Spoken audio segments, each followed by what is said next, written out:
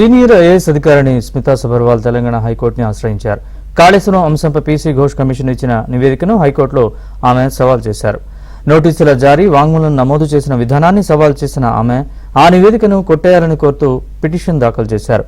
ఈ నివేదిక ఆధారంగా తనపై తదుపరి చర్యలు చేపట్టకుండా మధ్యంతర ఉత్తర్వులు ఇవ్వాలని కోరినట్లు సమాచారం. ప్రస్తుతం ఈ పిటిషన్ రిజిస్ట్రీ పరిశీలనలో ఉండగా ఇది పూర్తయి లిస్ట్ అయిన తర్వాత విచారణకు వచ్చే అవకాశం ఉంది.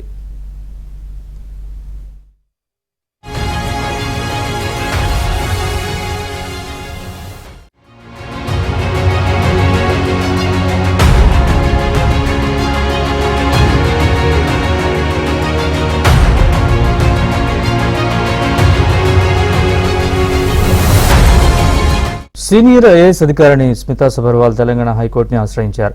కాళేశ్వరం అంశంపై పీసీ ఘోష్ కమిషన్ ఇచ్చిన నివేదికను హైకోర్టులో ఆమె సవాల్ చేశారు.